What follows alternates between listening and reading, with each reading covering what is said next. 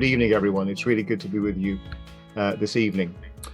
Well, Paul Kingsnorth's name will be familiar to many of us already, of course. Paul is a prize-winning novelist and essayist with 10 books to his credit, 2 poetry collections, 4 works of nonfiction, including his Confessions of a Recovering Environmentalist, and also 4 novels.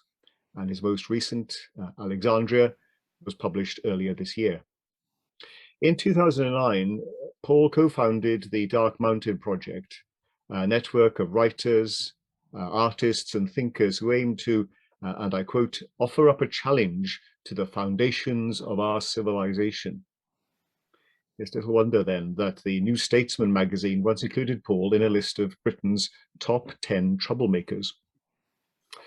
Paul studied modern history at St Anne's College, Oxford, and later went on to work for the independent newspaper, Open Democracy, Greenpeace, and The Ecologist.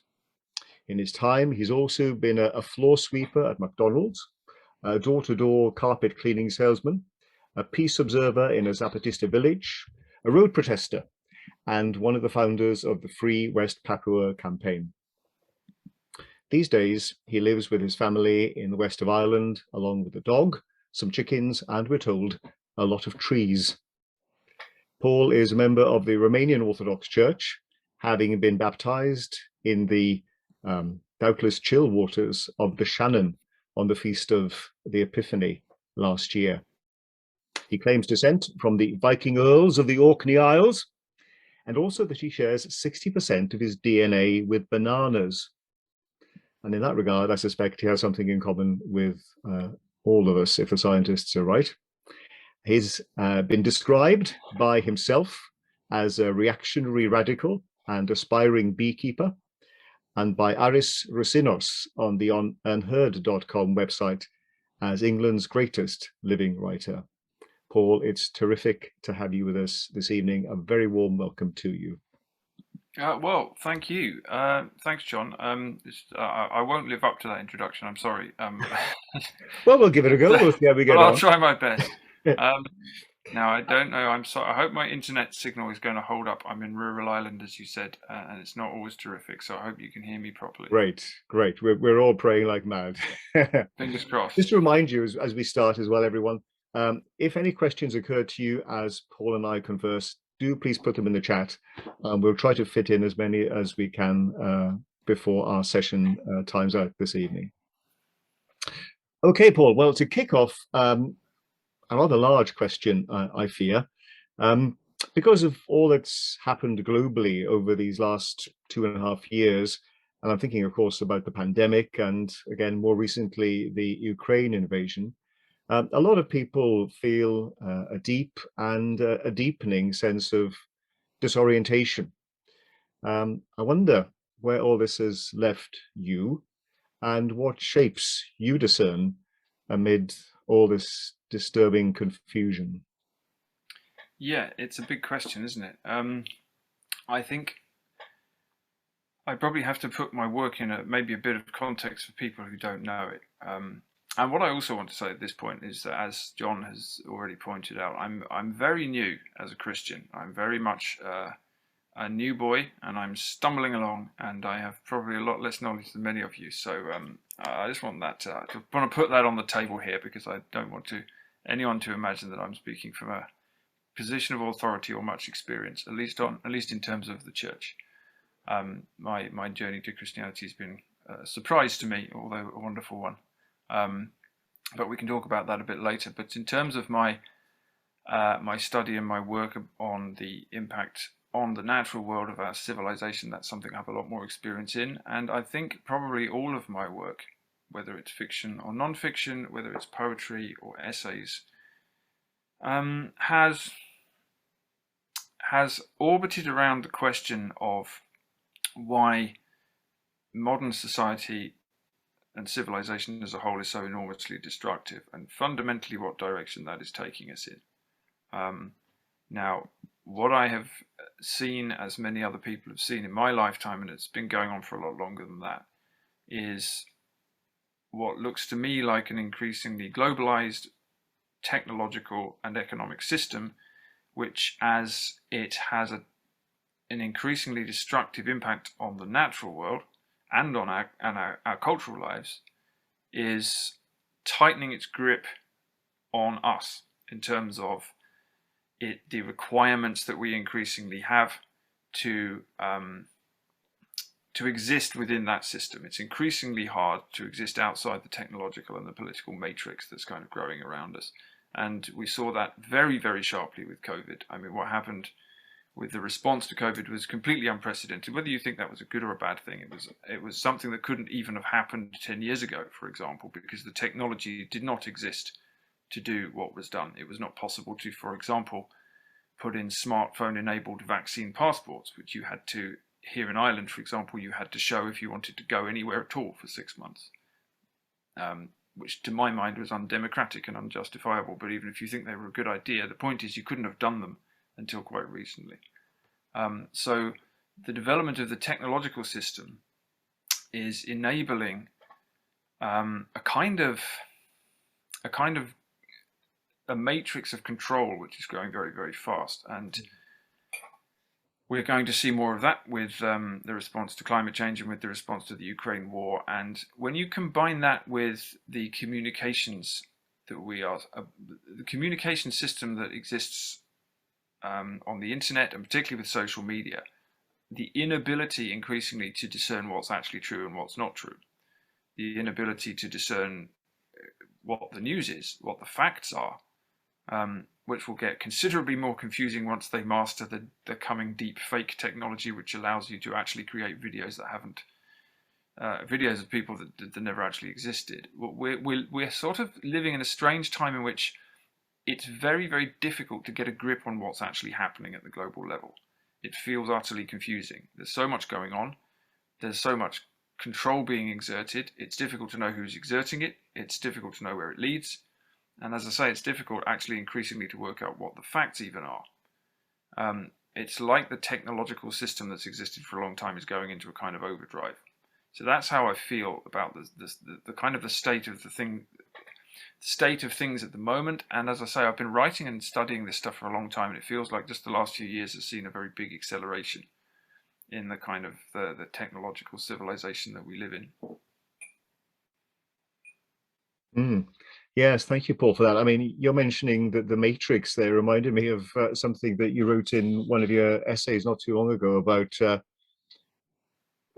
how I rather like this turn of phrase. We've come at long last to the foothill of the future, an inverted version of the Matrix in which Agent Smith is the hero, a world both terrible and boring at the same time. It does seem to be turning into that, doesn't it? Yes. I mean, I don't know if you want to say a bit more about that. I mean, where is Agent Smith? How do we bump into him? How can we recognize him when we see him? Well, I think the Matrix, the first film of the Matrix trilogy, is probably the best prediction of what's going to happen and what's already happening. And of course, that only builds on a century of science fiction, a century of kind of doom-laden warnings by writers and filmmakers about where technological civilization was going to take us, which was inevitably to a place which would be, firstly, enormously destructive of nature, and secondly, that was going to enslave us, that we were going to end up entirely in the grip of the machines that we invented to serve us. And that's the state that we're going into. In the Matrix, there's an intelligent computer program maintaining a fiction that allows it to control the whole of humanity. And Agent Smith is one of the agents who works for the program. And it seems to me that, we're getting to the point now where we are giving so much power to the technological system and trusting it through our smartphones, through the internet generally, to manage everything for us, and that's just accelerating through the kind of smart grid that's being built. That we're starting to treat the technological system, and especially the digital system, as almost a benevolent being. We're coming to the point where we're starting to treat technology as some kind of strange savior.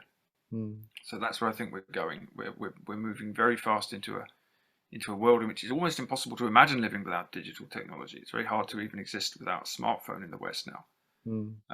And of course, these technologies allow us to be monitored from minute to minute, All of our communications are seen. Everything is part of the algorithm. Everything feeds into the advertising campaigns. We are entirely interconnected, whether we like it or not. And so we're becoming kind of nodes in this digital network, which is, to me, it's a very sinister thing. Mm. And the machine is a theme which crops up a lot in your writings, I've noticed. And well, first of all, I guess, what exactly do you mean, Paul, by the machine? Well, I've been writing a series of essays over the last year or so about living in this machine civilization, and it's a term I borrowed from better writers. George Orwell used to use it. R.S. Thomas used it. D.H. Lawrence used it.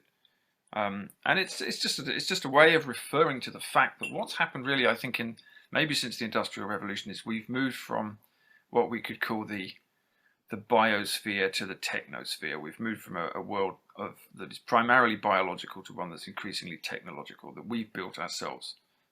We're moving from a world that is natural, that is given to us, into a world that we're trying to create with our own technology. And that's been going on for a long time. You can argue about how long it's been going on for. Maybe it's been going on for the whole of human history.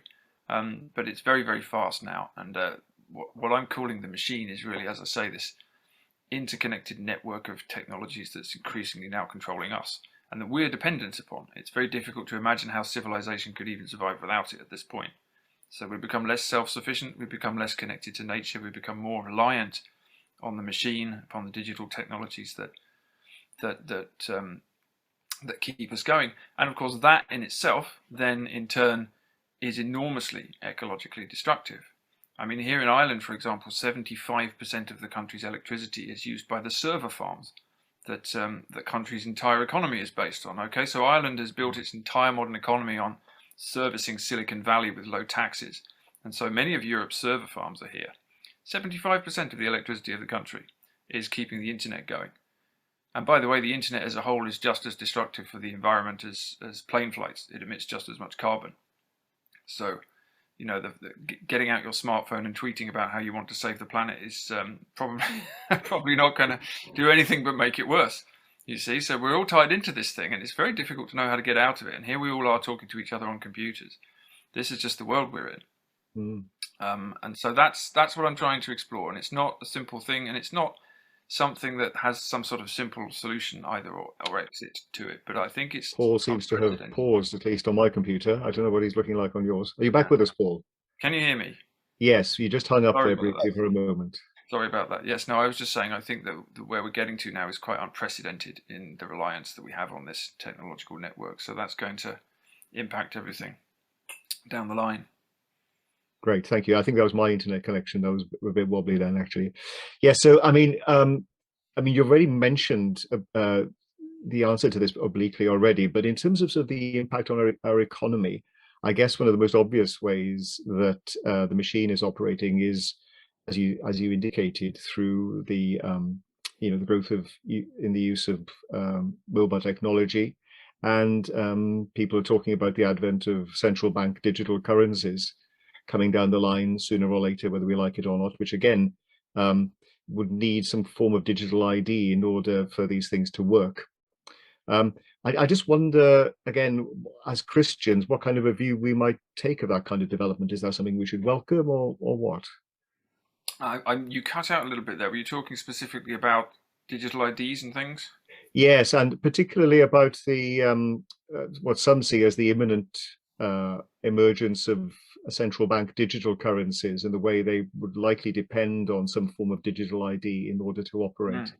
Yeah, I mean, I think you need to have a look at the big picture. So what's going on is that for the past, well, arguably at least 70 years, we've had a globalizing economy, and that's been the pursuit of globalization has been the declared aim of pretty much all politicians all around the world, with the exception of North Korea and a few other places.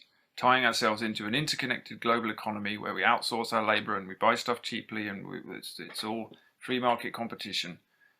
Increasingly kind of borderless, globalized world connected by technology. That's been the aim since, well, probably since at least World War II. The entirety of the global system has been set up to enable that, and since 1990, after the collapse of the communist bloc, it's gone into overdrive, and there's been really no other system.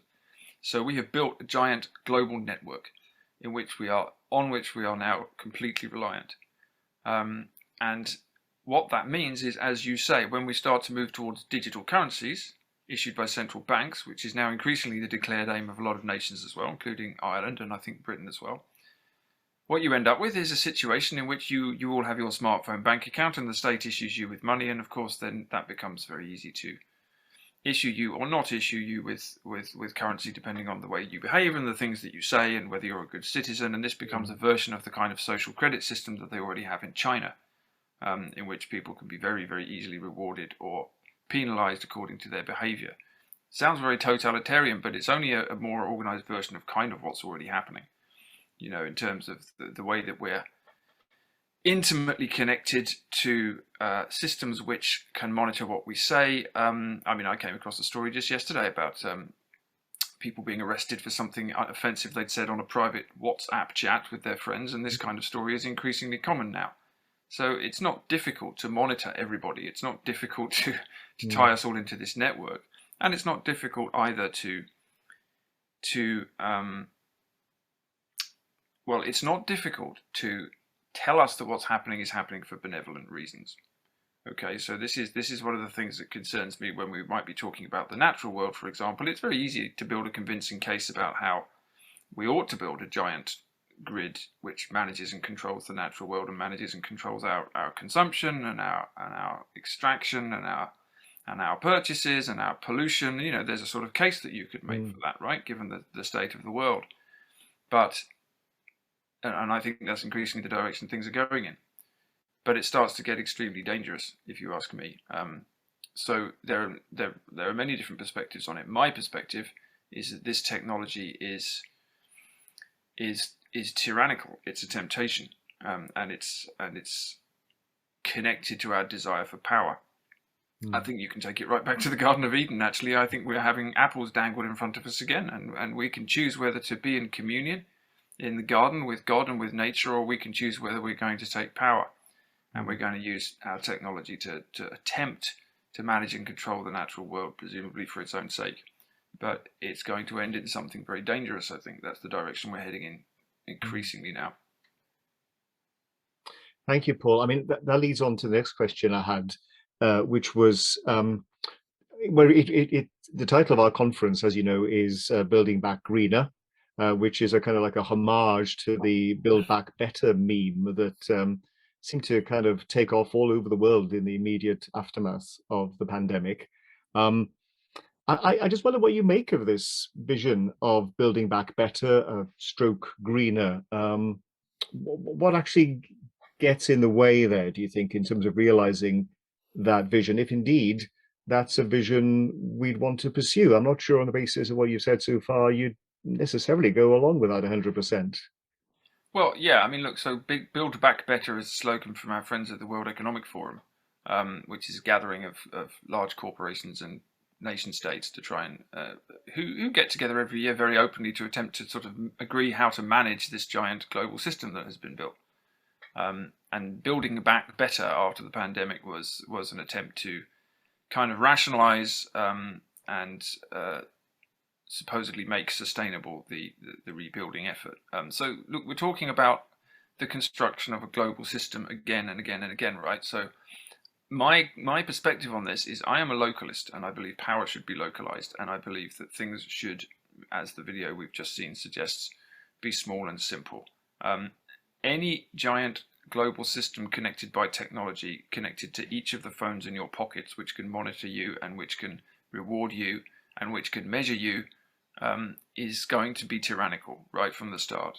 It's not going to be, quote, sustainable at all. It's going to be the opposite. So we're faced, I think, increasingly with quite a stark choice as humans and as Christians as well. Are we going to accede to a giant technological system which claims that it will reduce climate change and make us more sustainable and redistribute resources and all of these other things, something we've heard before, by the way, for the entirety of the 20th century? Or are we going to say no? What we ought to be doing is, to my mind, living as Christ told us to live, which is to live simply and to give away our wealth and to distribute alms to the poor and to live, to live barefoot, to live simple lives.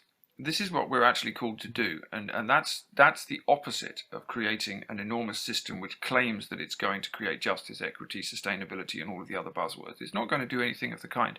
The entirety of the global system is built towards one end, which is the creation of profit and the creation of economic growth. That's what this thing is for, and that's why every single politician in the world has pretty much as their aim, their primary aim, the pursuit of economic growth. I mean, we saw the new Prime Minister's conference in Britain last week, and that's all she could talk about. The only word she knows how to say, just keep repeating the word growth, which, by the way, the leader of the opposition seems to do as well. I saw that both of them have three priorities, and it's growth, growth, and growth. So that's heartening. And that is the only solution that anybody has got to anything. And it's growth that is eating the planet, and it's growth that is destroying societies and causing civilizational breakdown. As far as I can see, we've got to the point where, again, as we heard earlier, it isn't possible to pursue this level of growth. So what are we going to do about that? What we did not ought to be doing is creating an enormous interconnected system which supposedly will be an efficient way to manage a thing called sustainability. I see that as part of the same system, part of the same problem. So there's a kind of walking away that has to be taken, and I think that has to be pursued, but that's not a global solution. I mean, I don't think there is a global solution, and the minute you pursue a global solution, you become tyrannical, because every giant system that's ever been created to solve all of the world's problems has ended in death, cancer, and war, and I don't see that it will be any different this time. So in that sense, I think it's a kind of responsibility of the soul that we need to pursue. But, it's interesting, Paul, that you're mentioning growth there. I mean, some people are talking about the emergence of a kind of neo-feudalism or a techno-feudalism, which ties in very much with the point you've been making about the latently tyrannical, totalitarian nature of the technological developments which have been unfolding around us over the last few years. So as Christians, then, should we be wary when politicians dangle the carrot of a Green New Deal in front of us, do you think? Well, I'm certainly wary. I'm wary of anything I get dangled in front of me by a politician, personally. But look, I mean, I think it's a question of scale. I think that I think sometimes there can be a temptation for Christians and for other people as well to say, well, look, you know, we want to help the poor, we want to save the planet, we want to do these good things, and therefore, you know, let's go and be really ambitious. Let's buy into this big sort of top-down plan that seems like a great idea, and we'll all do that, the Green New Deal, whatever. It never works. It always makes things worse, and it always creates tyranny. I can't think of an example where that has not happened. It's the scale of the thing that is the problem, and it's also the people who control it. I mean, you talk about neo-feudalism, and that's pretty much where we are. I mean, we're already in a neo-feudal system. Except it's not as good as feudalism, because of course feudalism it required obligations from everybody, right? If you're in a medieval feudal system, the lord has obligations, and the gentry have obligations. The king has obligations. They don't just suck the wealth upwards and spend it on bunkers in New Zealand and swimming pools. What we've got at the moment is a feudalism where the people at the top don't think they have any obligation, I'm afraid, to anybody else. They barely even pay their taxes fairly. So it's worse than neo-feudalism. It's just a kind of wealth funnel, and it funnels wealth to a fairly small number of people. And I don't have a solution to that in terms of politics, but I don't think my view as an Orthodox Christian is that we're not required to have a political solution to that, but we are required to live as Christians on a personal level. Everyone has their politics, but you know, we could have arguments about what politics Christians should have all day long, but I think it's you know, for me, the question is, how am I going to attempt to make myself more Christ-like, starting from a very low base? So, you know, that in itself seems to me to be the work, and it leads to a kind of life that actually ought to manifest in a way of life that is not destructive, as our way of life is now.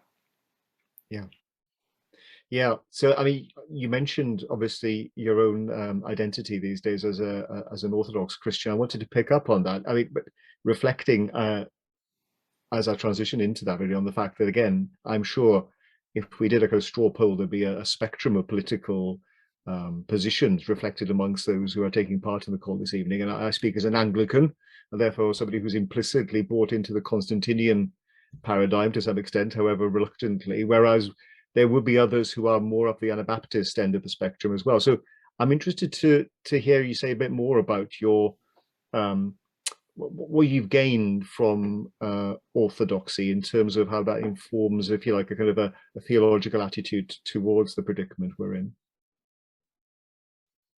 Sorry, you cut out a bit in the middle there, John.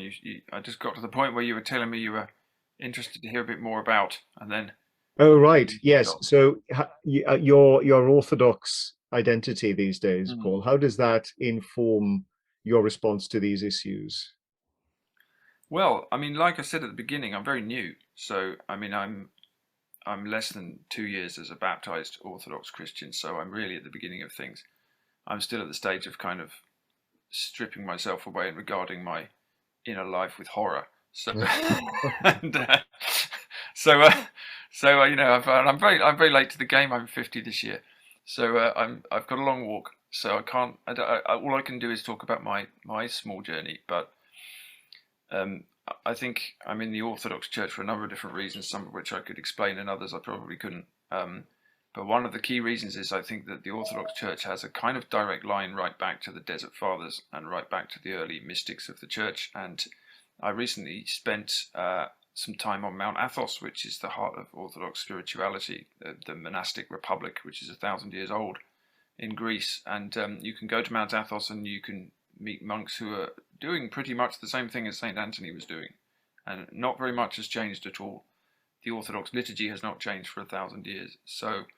Um, so there is a continuity there, which goes right back to the heart of the people who lived in intense simplicity and were um, trying to see the kingdom and trying to walk towards God. And that's something that I think that we in the West have completely lost, not just as Christians, but as people. We have lost that kind of radical, mystical simplicity, which here in Ireland was the Christian way of life for 500 years after St. Patrick. I mean, Ireland is absolutely full of caves and hermitages and islands that these people were imitating the Desert Fathers on.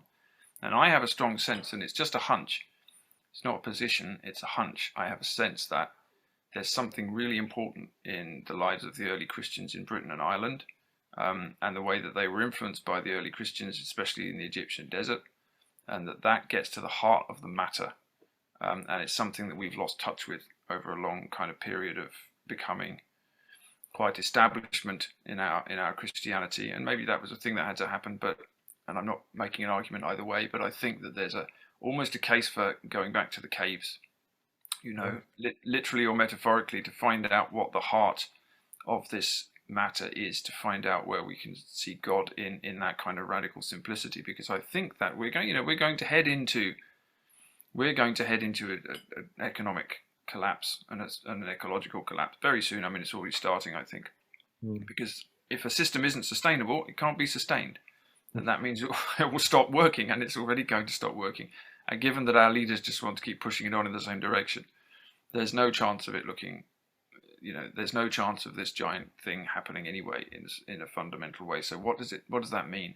How do you live through that? What did Christians do the last time the empire started crumbling around them? They went into the desert, and I'm very interested in that. Like I say, I'm not suggesting everybody should be, but that's the thing that's grabbing me at the moment.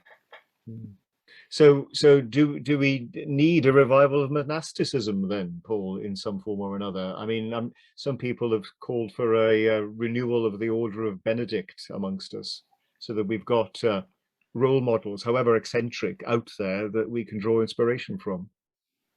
Yeah, I mean, I think there are, as you say, there are lots of different Christian traditions doubtless here today as well. So, in the Orthodox tradition, monasticism is still very strong, and it's having something of a revival. I mean, some of the monasteries on Athos had 2 or 3 monks in them 30 years ago. Now they have 200 or 300. And Wow. I've spent time in Orthodox countries this year. I've met a lot of young monks and nuns in their 20s. Young people going into monasteries in a way that you don't see in the West. So it's happening already, actually. I'd love to see it happening in the West. I would love to see it. I mean, here in Ireland, the monasteries have really crumbled away. But the history of the church seems to be a history of things crumbling away and then reviving themselves. It's And there's a great quote from Hilaire Belloc. I think he said, "The church is a perpetually defeated thing that always outlives its conquerors." Right. I like that. So there's always resurrection, there's always renewal. So there's a lot of, I think maybe there will be a renewal of monasticism. I think I wrote something about this a while back. I think what we really need now is we don't need arguments, we don't need politics, we don't need sustainability treaties. We need more saints. That's Mm. what we need. We need more saints. So maybe they'll come when they're needed, or maybe we're supposed to try and become them ourselves. I don't know, but it's saints that make the church. That's where it comes down. That's what it comes down to. And maybe they start to come, they start to appear, they start to grow when the times call for that. Mm. So we'll see. Yeah, yeah, absolutely. Yeah, it's a fascinating prospect, isn't it, to reflect on what God might be sending us as the times get ever darker in that sense. Paul, I'm minded to begin to move towards some of the questions that have come in the chat, of which there are a great many, Mm. and far too many for me to kind of process very intelligently. So I'm just going to fire a few of these at you at random, if I may. So there's one about the machine here that says, Paul, to what extent do you see the machine as something driven by the will of certain people, for example, CEOs, or as something which is an emergent phenomenon from the Western social, technical, economic system? Or would you want to talk about it in spiritual terms instead? Yeah. Mm. Yeah, no, I think I would want to talk about it in spiritual terms, but I think that's a really good question. I mean, look, I see it. I've written a few essays on this as well, and I've done quite a bit of reading around other writers who've talked about this. Lewis Mumford was a writer who wrote a terrific book called The Myth of the Machine about 50 years ago. And there have been a lot of other writers who've touched on a similar phenomenon. Mumford sees this thing I call the machine as something that's very old. He sees it, for example, manifesting in ancient Egypt in what he calls a machine made of human parts, the human parts being the slaves who had to make the pyramids and build these giant systems. Now we can replace the slaves with oil and coal Mm. and technological parts, but it's the same mentality. And I think there's definitely something in the Western mind, particularly, that has caused this thing to emerge. And now we're all kind of locked into it. Obviously, the CEOs and the rest of them want to make as much profit as possible, but we're all reliant upon it, and lots of us like it. Mm. So it's easy to blame the sort of the bad elites for things, and sometimes they deserve blame. But we're all changing the climate, and we'd have to give up a lot of things we like in order to stop doing that. But I think it is. I think it is. I do keep coming back to the the Garden of Eden. I'm sorry, I keep coming back to the tree, and I keep coming back to the apple. And I Mm. keep coming back to the choice between a kind of communion with nature and with God, who is so close to you that you can see him walking in the garden in the evening, Mm. Mm. um, and eating the apple and choosing knowledge and power over that sense of connection with everything else. And maybe that's about, obviously that story shows us that's a very old choice, right? It's the Mm. primal choice, and we continue to make it all the time. And I think technology, this kind of technology anyway, digital technology particularly, is a manifestation of that choice around us all the time. Every time we eat that apple every day, this is how it manifests. Mm. And as I say, there's no obvious way out of it because this is the world we're in. Mm. It's not a question of easily being able to dismantle it. I don't suppose most people would even want to, but it's where we are, and I think it's good to have our eyes open to it. Somebody's just said perhaps the Tower of Babel was the first iteration of the machine. Yep, the Tower of Babel is Genesis is full of terrific stories about what's going to happen soon. Like, and that's another one: bad tower, collapsing towers, floods, you name it. I Yeah. mean, what do we do when we leave Eden? I mean, Cain builds the first city. Cain Yes. is the first civilization builder, and the first creator of technological society. And it's Tubal Cain, his grandson, who is the first smith, the first metal worker. So as Mm. soon as we leave the garden, we start to build cities, we start to build metal, we start to farm, we start to create the machine effectively. As soon as we Mm. leave. So, Mm. and it seems to me that the path of Christ, who is the second Adam, is the path back to the garden. And the path back to the garden comes through humility. And humility has the same etymology as the word humus, which means soil. And of Yes. course, Adam, the first man, is made from soil, and Adama means soil. And how is he created? By blowing God's breath into dust from the ground. So Mm. it's like the way of humility is the way of the earth, and the way of Cain is the way of technology. So it's almost like there's a little choice we've got to make every day of our lives there. Mm. And we've chosen pretty clearly at this point what we're going to do next. Mm. So, Paul, I'm sure you'd make the point that you're not advocating some kind of nostalgic return to a primordial hunter-gatherer existence, but I think somebody, um, I've lost that now. Somebody posed a question about uh, a challenging question about the extent to which a lot of the kind of language you're using is very much kind of looking backwards to patterns of life that existed in the past. I wonder how you'd respond to that challenge. Well, I mean, I'd quite like to live a primordial hunter-gatherer existence, actually, but it's not going to happen. I happen to think the peak of human existence was probably sometime during the Paleolithic. Right. But but look, yeah, I mean, there's no going back to anything. We're only ever going forward. We're like the angel of history being blown forward through time. So there's no point in being nostalgic in that sense. But Mm. at the same time, if you've gone down a wrong turn, you need to turn around and go back again and find out where you went wrong.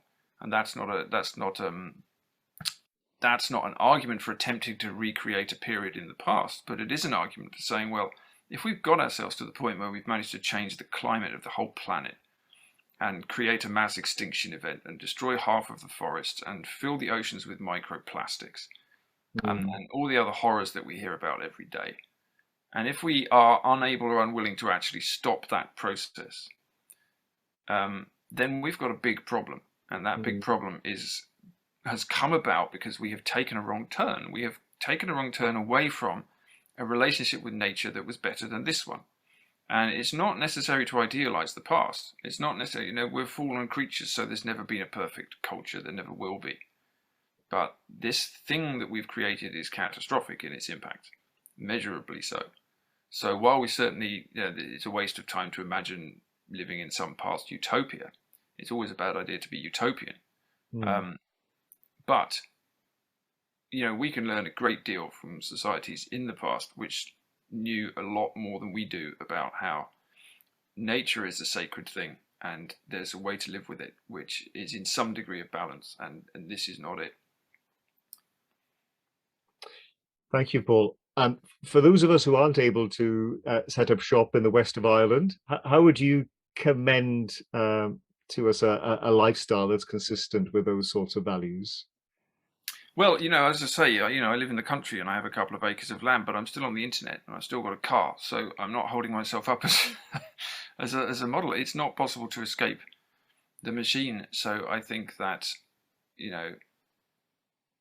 as I say, we're following Christ, and Christ tells us how to live, and it's very simple. And there's no wealth, and there's a lot of love, and there's a lot of giving away everything we own, and there's a lot of loving our neighbours, and maybe our neighbours aren't just the human ones.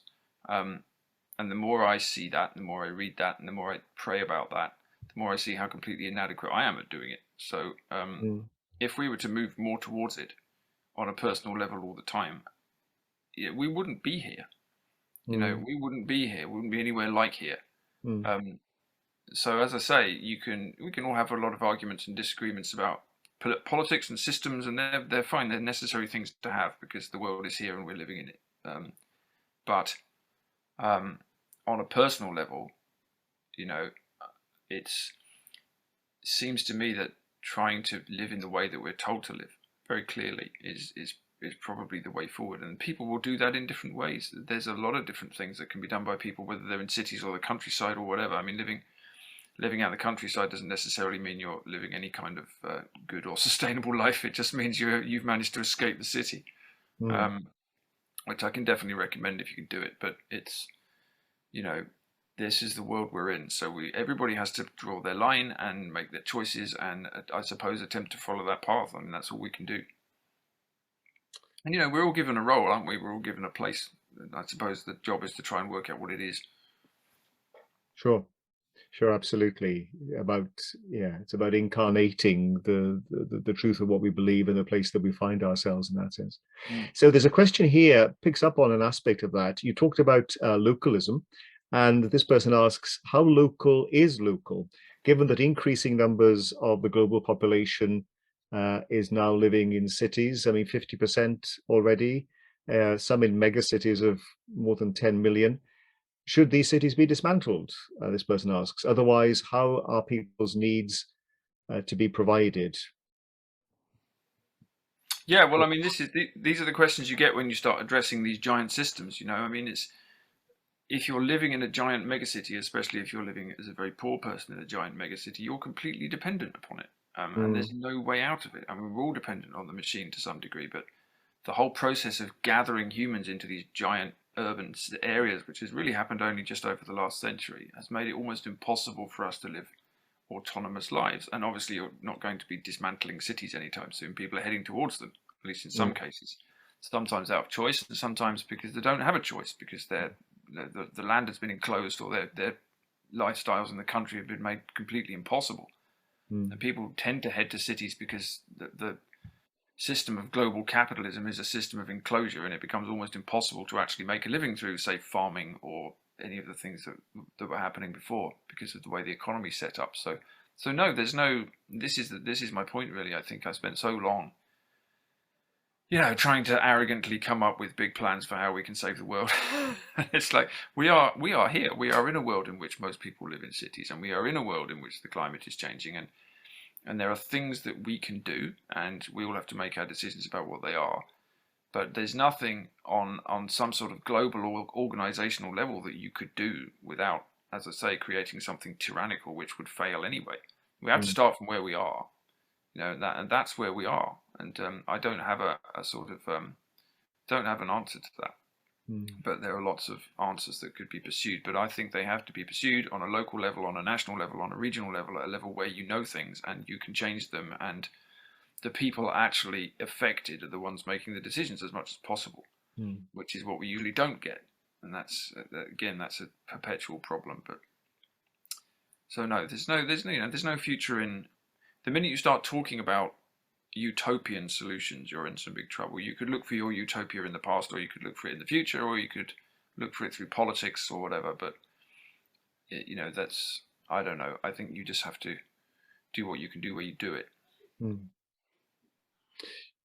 Changing the tone slightly here, somebody who's read your novel, The Wake, comments that it has a lot of Nordic imagery in it, in which the protagonist pushes back both against Christianity and the Norman invaders. And the question is, how did you go from paganism to being a newly minted Christian? I realize that's a huge question, but there's a chance. We've got plenty of time. Feel free to expound that as fully as you want. Yeah, well, I think God has a sense of humor, and he's just he's poking me. It's very interesting because I wrote that novel many years ago now, and it's a novel set during the Norman conquest of England. Mm, And the protagonist is an Anglo-Saxon farmer, and he's fighting both the Norman invaders, but he's also fighting, he's fighting the Christian Church because he's one of the last pagans in England. He's one of the last who mm, worships at the throne of Woden and the old house, as he calls it, the old house of Anglo-Saxon gods, who are also, yes, related to the Nordic gods. They're a kind of variation on the gods of the Vikings. Um, and so it's very interesting to look back at it now, actually, because he's, I don't want to spoil the plot, but his kind of attachment, he's not he's not a hero, shall we put it that way, the central character of the book, and his attachment to these sort of pagan gods is not terribly good for him in the end. What's interesting to me is when I wrote that book, I didn't have any intention of making it a book about gods at all. They just arrived. And mm, so I ended up writing this quite pagan book, and I was a pagan myself for many years, because what's interesting to me about this is that I was an environmental activist as a young man, as a student. I was a road protester. I was a writer, and I worked for a lot of NGOs. I went to a lot of campaigns, a lot of activism. I had a deep, powerful sense of the kind of the spirit that's inherent in the natural world, but I didn't know how to speak about it, and I didn't even know it was a spiritual issue, really. And as time went on and it became increasingly clear that there was something religious going on, I suppose, even though I was allergic to that word because I hadn't been brought up religious at all, Mm. certainly not Christian, I started looking for places to go, and I practiced Buddhism for quite a while, Zen Mm. Buddhism, which I found quite nourishing. And I was a lot of Buddhist retreats and a lot of Buddhist practice, but there was still something missing, and to my horror, I realized that what was missing was God in some way. Mm. There was no God here, and I thought that I was being called by something, and so I looked into sort of nature religions, and I ended up as a Wiccan. Actually, I ended up as a witch, a modern witch, which I never thought would happen to me. Um, and I was involved in that for a while. And then all sorts of things happened to me, but basically I was dragged out of it. I met Christ, and he got me by the collar and dragged me out of that little coven I was in, and Mm. um, and that I didn't expect that, and I found myself becoming a Christian slightly against my will, because I thought I knew what Christianity was, and I thought I didn't like it, because one of the common themes that I'm sure you've all heard is that Christianity is a very domineering anti-nature religion, and it's and all of this stuff. But when I started to look into orthodoxy and started to understand where it came from and what the teachings were and the way it was lived, I started to see that that wasn't true. Actually, Mm. it wasn't true at all. Um, and the more I saw it, and the more it sort of came for me, because I felt like I was being hunted, I realised I had to become a Christian, and that was what happened. So. And it's interesting because people talk to me about how I converted to Christianity, but it doesn't feel like a conversion. It feels like I was always a Christian. I just didn't really know it, and that Mm. was what was going on all the time. And when I was having these experiences in nature that were very powerful to me, I think I was experiencing God through nature. I think I was experiencing the divine in the creation, but I didn't know that, and I didn't know how Mm. to say it or how to reach it. Mm. And so it can seem like it's a rather bonkers thing to be jumping from Buddhism to paganism to Christianity, but there's a strange progression actually, and it actually all leads you back to the one. Ultimately, it leads you up to God, Mm. and you can have you can experience the divine in so many places, and I think that Saint Augustine said that the creation was the second book after the Bible. I think that's right. Um, if it's the creation, you'll see God through it, and certainly Mm. there's great emphasis in the Orthodox faith on the ever presence of God in all things. Not just the transcendent God, but the immanent God, the experience of God on a daily Mm. basis, and that's so obviously true in a forest or on a mountain to me. Mm. And that's not paganism. That's not worshipping nature. That's experiencing it. I love Mm. the quote from G.K. Chesterton, who said, "Nature is not our mother; she's our sister," and I think that's really good. Mm. And how it felt to me, and yeah. So as I say, God has a sense of humor. I wrote this strange pagan anti-Christian book, and now look at me. So that serves me right. So Yeah, that's here what's we happened. are. Here we are. That's I'm what. just interested by what you said then, and the word worship stood out for me.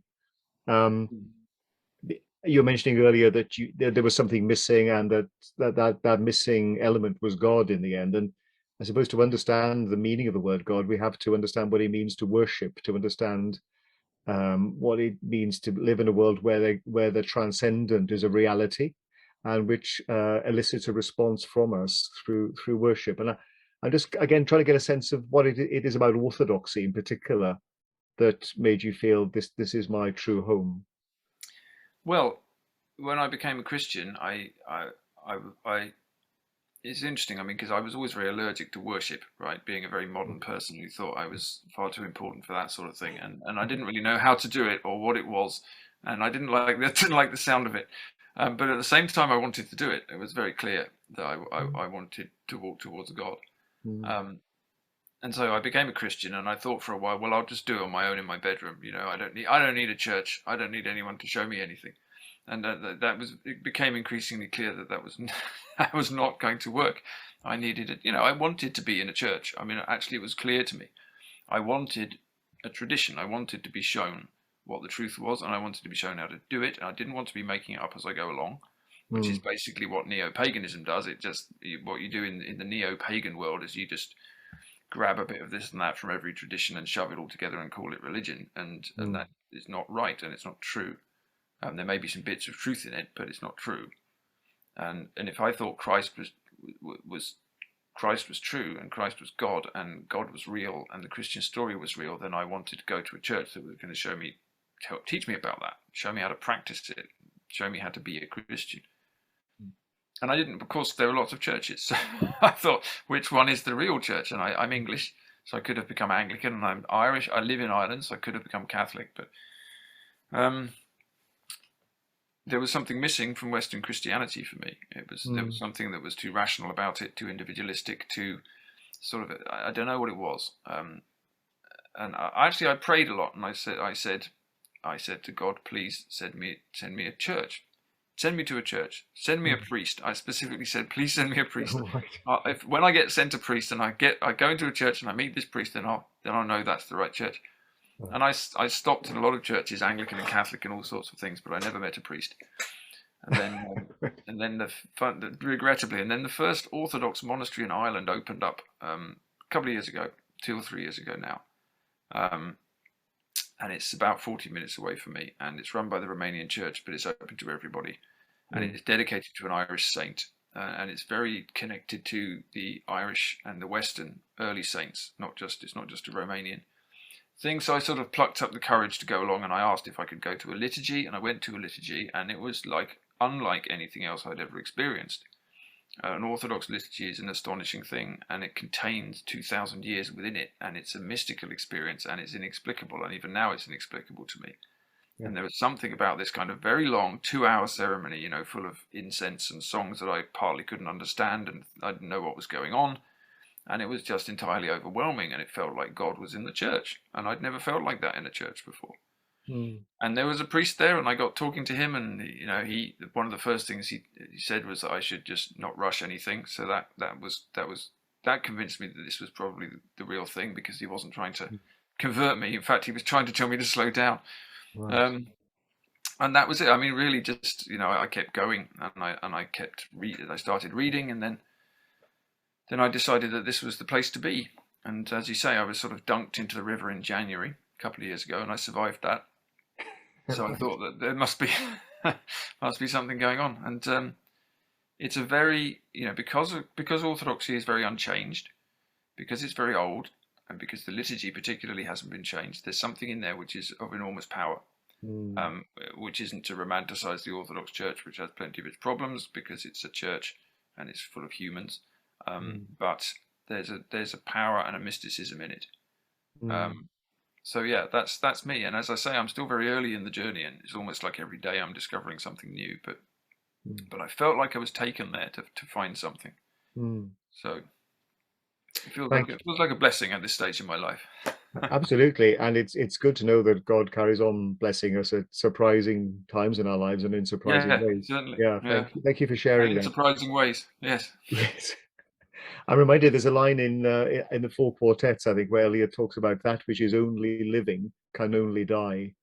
And I think I could share something of your intuition there about the importance of what I would term tradition, the sense of being part of a story that is much bigger than me and much bigger than any of my actual lived experience, but which is anchored in something which goes way back. And there's a whole discussion there about the power of narrative that I wouldn't mind having, really, but I think we're getting a bit short of time because yes, we could go on for hours. Yes, and particularly in terms of the great narrative that Klaus Schwab is trying to persuade us about. Yes, of course. Well, want to pick up there's always a big story. I mean, this is it, right? So it seems to me that this has become very clear since I became a Christian. Every culture, every society, every person is going to run on a story. They're going to run on a narrative. So what's your story? If it's not the story of God, if it's not the story of Christ, it's going to be another one. Well, maybe it will be another religion. If it's not a religion, if you're running on a story like we are in the West now, which has no God in it at all, which regards religion as a bit of a silly old-fashioned embarrassment, then something else is, you're going to worship something else. There's going to be something else at the heart of the story that you're following. So what's it going to be? Is it going to be growth? Is it going to be progress? Is it going to be technology? Is it going to be living forever through through transhumanism, which is fundamentally where this all leads, by the way, the kind of quest for immortality that Silicon Valley is openly pursuing. Someone's going to sit on the throne of your culture. So if it's not God, if it's not Christ, if you're not being taken in that direction, you're being taken towards your individualism, your materialism. I'm very struck by the fact that if you were to lay out a list of the 7 deadly sins today, in Western society, they'd look like a user's manual. I mean, pretty much. I think apart from sloth, I think we not only do we not regard them as sins, we would actually probably regard them all as extremely useful items which move us towards more growth, you know? Yeah, So that's where we are. absolutely. And the theme of control, you talk about that a lot in relation to the sort of the technosphere which we inhabit today. And you're reading that again, I was reminded inevitably, I guess, of Philippians chapter 2, and Christ being created in the form of God, and yet despite that renouncing it, not seeing it as something to be grasped, but rather emptying himself, the whole kenotic element there, which Mm. I imagine is again quite prominent in Orthodox spirituality. Yeah, very much so, really. I mean, kenosis is the way to theosis, which is union with God. And so, as you say, control is the central story of really industrial modernity, because in order to keep making this thing work, we have to grip it tighter and tighter and tighter. We have to try and control nature. We have to try and control people. We have to genetically modify plants. We have to attempt to manage whole populations at a micro level through technology. Um, so, are we going to have a system of control? Which, and of course, by the way, we could certainly say churches have engaged in giant systems of control in the past as Sure. well. So it's not as if Christianity has not been involved in control systems, right? Obviously it has, but that's not the path. That's very plainly not the path. And so, if we're moving towards a system of giant, if we're moving towards a giant system of technological control, which exists in the name of effectively economic growth and the creation of more wealth for everybody everywhere, then we're looking at something that's going to be quite tyrannical, and it's certainly not anything I could square with the Gospels in any way. So Mm. Uh, just want to go back to the questions in the chat. Finally, we've got room for probably another couple or so, maybe. Well, here's a very basic question. You've talked a lot about the West this evening.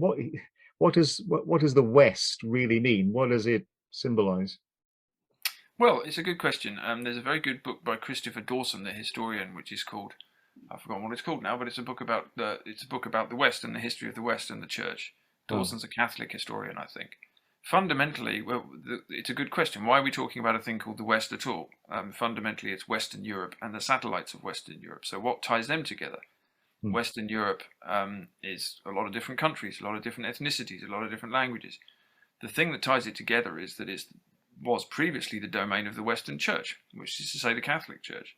So what the West is, it's the part of the world that was formed by Western Catholicism and then later by Protestantism as well, which is a quite distinct strain of Christianity. It's different to, say, the Eastern Orthodox world, obviously related as well, but it's created a different culture in itself. There's something about the West and Western Christianity which has led us via the Reformation into secularism and into modernity and into the kind of the world that we have now. So the only reason to talk about the West, Dawson says, is because it's what used to be the Catholic Church, the Western domains of the Church, and there's something about that practice of Christianity that has led us here. Claire has just asked, do you see capitalism resulting from Western Christianity? It's a really good question, actually. mm, A lot of people, yeah, it's a big discussion about that. I don't know whether I'm qualified enough to say that it has, but I do think quite possibly yes, and particularly from Protestant Christianity. I think that somehow the Reformation accidentally demolished the sacred center of the West and led us into a kind of individualism, which then made it very easy to create a capitalist society based around consumerism. And but if you look at the values that even now we claim to believe in the West, whether it's equality or democracy or human rights, these are all fundamentally Christian values. They come from the Gospels. I'm not saying non-Christians don't have them, but that's the reason that we have them here. I think Ivan Illich, the Catholic philosopher, who was quite heterodox despite being a Catholic, he said this is not. He said we're not in a post-Christian age. This is actually the most Christian age of all, but we don't realize it. We're still running around screaming our Christian values from the rooftops. We just don't believe in Christ anymore, mm. and it's quite an interesting concept. But yeah, so we are still heavily morally Christian in the West, whether we know it or not, and that's the root of what, for better or for worse, that's what got us here. Mm. beginning to draw to a close now, Paul. There's again a very basic question and quite a personal question here for you. How do you, Paul, hold on to hope? And what do you hope for your children and for the human race? Well, I've been through lots of uh, sort of quite dark times when I used to be an activist. It's very easy to look out at the world and get despairing about it, but the thing that gives me hope is Christ, actually. Might sound like a cliche in this environment, but it's absolutely the heart of the matter, right? I mean, since I became a Christian, I've actually been increasingly filled with hope. And it's not a sort of practical daily hope in the sense that I think that we're going to somehow create a sustainable world or anything like that. I'm not totally naive, but I think there's always hope for resurrection, and I don't just mean the resurrection. Although obviously at some point things come to a close. But I mean, things can always change radically, and God has a pattern that He's laying out in the world, and we don't really understand what it is. And every time we try to make our own pattern, it seems to make things very, very much worse indeed. And so, the hope is that if we've been given a path to follow, we've been given a path to follow by Christ, and if you follow it, it does things to you. I've found the Christian path in just a couple of years really transforming me at an inner level, and I can't really explain what's happening, but I know it's happening. It's very real. It's not just my imagination.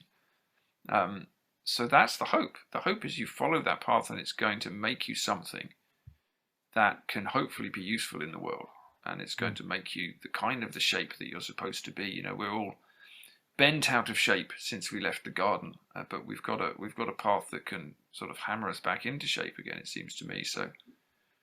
So that's the life. That's a lifetime's work already. So Absolutely. that's the hope. Yeah. But you Thank all know you. that anyway. You don't need me to tell you. No, but I mean, I think that is an issue for us all at the moment. And I think a lot of us feel as if things are spiraling out of control. I mean, things that we read about and which we've been anticipating on paper for years. I mean, speaking personally now for a moment, I do think in the last couple of years or so, things have gone into fast forward on that. Um, and so things could begin to fall apart quite quickly. And I think the point that you made somewhere in your writings, that actually the reflex of governments in that kind of situation will be to basically press the totalitarian button big time in order to try to retain some measure of control over us. Mm, So, I think so. and to dress that up, to try to sell that to us via the nudge units and so forth, as they're trying to do us a favor, and green jargon can be employed as readily as any other jargon as a kind of justification for that. So yeah, thank you for what you shared this evening, Paul, for opening your heart to us, as well as sharing the fruit of some of those zillions of books I can see on the bookshelf behind you. It's Too been many it's of them. been. Yes. I just wish we were able to carry on, but it's getting off 8:30, which is our designated end time. So I think it all just remains for me to thank you on behalf of all of us for being with us this evening. It's been great. And some of us who are gathering in Birmingham tomorrow in one of the workshops will have a chance to reflect a little bit further on some of the things that you've said. So I look forward to that.